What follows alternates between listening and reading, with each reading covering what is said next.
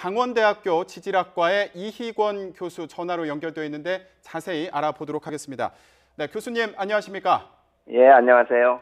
네, 지금 상황을 보니까 이게 여진으로 봐야 되는 건가요? 어떻게 보십니까? 제가 볼 때는 일단은 여진으로 보는데 아직 6.4가 본진인지 더 큰 본진이 나올지 6.4가 전진인지 아직은 더 기다려봐야 될 것 같습니다. 예, 계속해서 지진이 일어나고 있는데 사실 전문가들은 앞으로 대규모 지진이 언제든지 일어날 수 있다 이렇게 예측을 하고 있지 않습니까? 네.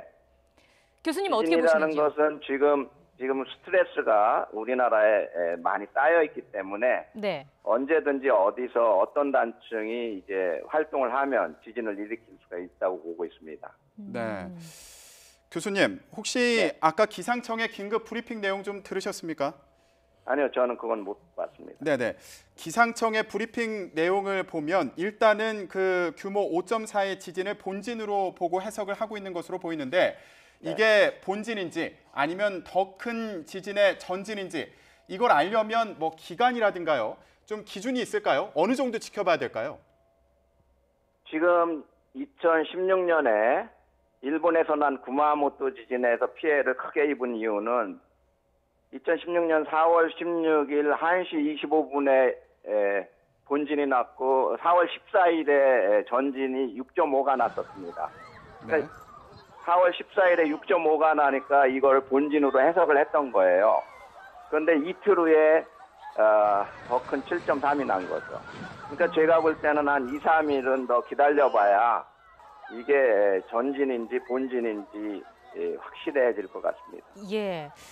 이제 우리나라도 뭐 지진 안전지대가 아니다 이런 이야기들이 나오고 있는데 그런 만큼 대비가 참 중요할 것 같습니다. 저희가 앞서서 시청자분들을 연결해서 얘기를 좀 들어봤지만 나름대로의 대처는 하고 계신데 정확히 지진을 느꼈을 때 어떻게 대처를 해야 하는지 좀 자세히 설명을 해주실까요? 일단 지금 핸드폰으로 다 기상청에서 경보가 갔을 겁니다. 그러면은 흔들리는 상태에서는 우선 머리를 보호하면서 책상 밑 같은 데로 들어가야 되는 것입니다. 예. 그다음에 이제 그게 제일 처음에 피파라는 게 오면은 이제 바로 연락이 오고요.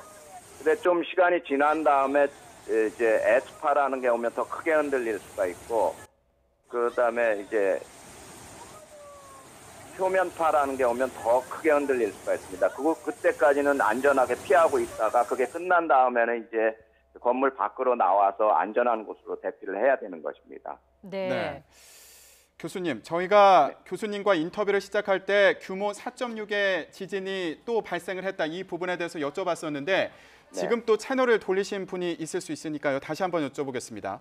이 규모 4.6의 지진이 여진인지 아니면 앞으로 또 다른 본진이 있는 건지는 지켜봐야 된다고 이제 말씀을 해주셨는데 그 가능성을 어느 정도로 봐야 될까요? 지금 현재 과학으로는 어떤 게 본진이다는 지나봐야 할 것 같습니다. 네. 우리나라에서 예를 들어 작년에 5.8이 났었잖아요. 네. 그러니까 이제 5.2가 나고 5.8이 났었는데 5.4가 나고 그다음에 4.6이 났는데 그럼 5.4가 본진이라면 4.6은 여진이 되는 거고요. 네. 근데 오늘 밤이나 내일 뭐 더 큰 게 난다 하면 5.4도 전진이 되는 것이죠. 근데 더 날 것이냐 안 날 것이냐는 지금 현재 과학으로는 쉽지 않은 상태입니다. 네. 교수님께서 2, 3일 정도는 지켜봐야 될 것으로 보인다 이렇게 말씀을 해주셨는데 네. 그렇다면은 이 지진이 난 지역의 주민분들은요, 이 2, 3일 동안 어떻게 대처를 해야 되는지 이것도 참 고민이 될 것 같은데 어떻게 조언을 할 수 있을까요? 그게 이제 조언이 2016년 구마모토 지진 때 전진이 6.5가 났을 때 이걸 본진으로 파악을 하고 이제 주민들한테 다시 집으로 돌아가라고 했습니다. 6.5가 났을 때 많이 흔들린 상태에서 이틀 후에 들어가니까 7.3 더 큰 게 나니까 피해가 훨씬 커졌던 것입니다. 사실은 지금 현재 5.4 정도 났는데 건물이 어느 정도 흔들렸 상태이기 때문에 좀 더 약해져 있을 것입니다. 그래서 어떻게 해야 될지는 저도 걱정입니다. 예. 더 큰 게 날지 아니면 이걸로 끝나고 여진이 날지는 아무도 모르는 상태이기 때문에요. 네. 이 대처 방법과 관련해서 좀 구체적인 일상 생활 속의 사례를 한번 들어서 얘기를 좀 나눠볼까 하는데요. 제 친구가 지금 포항에 있는데 학교에 근무를 하는데 지진이 나면서 정전이 된 것 같다. 컴퓨터가 이걸저걸 다 꺼졌다. 이런 이야기를 했습니다. 지진이 나면 물과 전기 공급이 끊기게 될 가능성이 큰데 이 단수나 단전에는 어떻게 대처를 하는 게 좋을까요?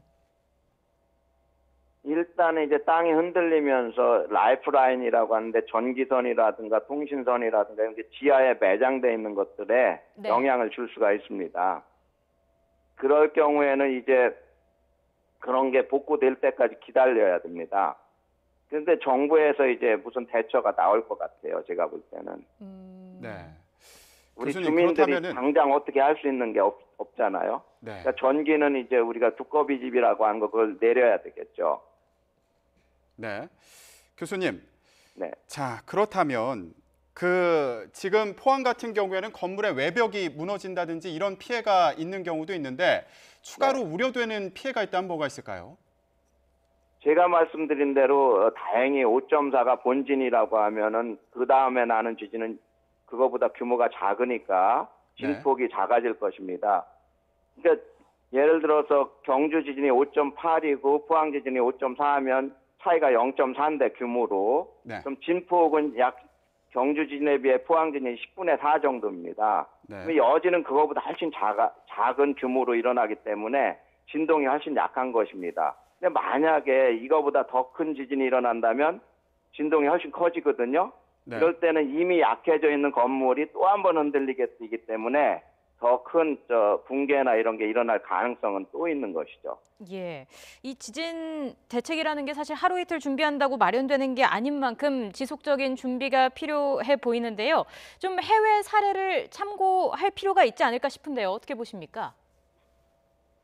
그러니까 해외 사례에서도 이 지진이 누구나 이게 본진이다, 이게 전진이다 이렇게 정확히 말할 수 있는 학자는 없습니다. 예. 그렇기 때문에 지금 5.4가 본진이다고 이제 된다면은 피해가 더 이상 많이 발생하지 않을 것이고요. 근데 제가 2, 3일 지켜보자고 하는 것은 구마모토 지진이 아주 대표적입니다. 네. 그 당국에서 6.5가 났을 때 본진으로 판단을 하고 주민들한테 돌아가라 했는데 이틀 후에 더 큰 게 나옴으로써 피해가 더 커졌던 것이죠. 네. 그러니까 우리도 지금 현재는 5.4가 났는데 기상청에서는 아마 본진으로 보고 있는 것 같습니다. 그럼 4.6은 여진이다. 네. 그다음에 2점 몇 자리가 몇 개 났는데 그건 전진으로 봤던 것이죠. 네. 자, 그러면 5.4가 본진이라면 예. 피해가 이제 더 이상 크게 발생하지는 않을 가능성이 있습니다. 네. 부디 이게 본진이기를 바라는 그런 마음이 드는데 그렇다면 전진 이전에요. 그 전조 증상이라고 해야 될까요? 약한 규모의 예, 지금 행정안전부 저희가 상황을 생중계해드리고 있는데 브리핑을 좀 듣도록 하겠습니다. 교수님, 네. 나중에 전화 연결 다시 부탁드리겠습니다. 안녕하십니까. 고맙습니다. 행정안전부 안전소